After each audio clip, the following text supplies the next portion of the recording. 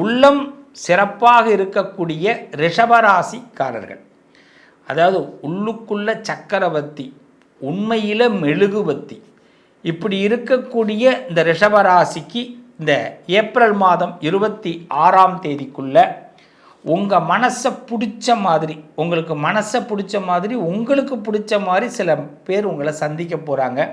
சில பேருக்கு உங்களுடைய அபிப்பிராயம் என்னன்னு தெரிஞ்சிடும். ஓ, இதை தான் இவர் நினைக்கிறாரு, இதை மட்டும் யாராவது தெரிஞ்சுக்கிட்டால் நல்லாயிருக்கும்னு நீங்கள் நினச்சிருப்பீங்கல்ல.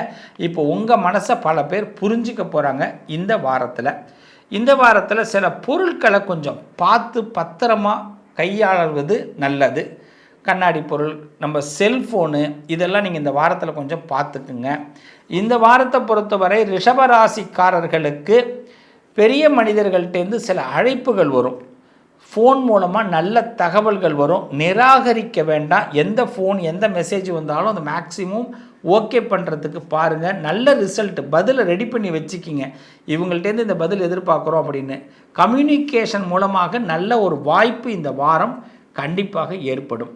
ஆனால் மனசில் உள்ள ஒரு விஷயம், நான் தான் முதல்ல ஒரு பாட்டு சொன்னேன், உள்ளுக்குள்ள சக்கரவர்த்தி, அதாவது உண்மையிலே மெழுகுபத்தி அப்படின்னு சொன்னேன் இல்லையா.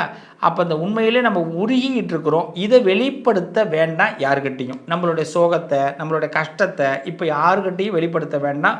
ஒரு சிரித்த முகத்தோடைய எல்லாத்தையுமே இப்போ இந்த வாரத்தில் நீங்கள் ஃபேஸ் பண்ணுங்கள். ஸோ ஏப்ரல் 26க்குள்ளே பார்த்தீங்கன்னா இந்த சிரித்த முகத்துக்கு உண்மையிலே சிறப்பு கிடைக்க ஆரம்பிச்சிடும். சோகத்தை கொடுக்கறதுனால ஒன்றும் ரிப்ளை கிடைக்க போகிறது இல்லை. அதனால் இந்த வாரத்தில் நம்ம கொஞ்சம் சிரித்த முகத்தோடு இருப்போம். ரிஷபராசிக்காரர்கள் இந்த வாரம் முழுமையாக வெற்றி பெற ஸ்ரீதேவி பூதேவி சமேத மலையப்ப சுவாமியை மனசார பிரார்த்தனை பண்ணுங்கள். நல்லது நடக்கும்.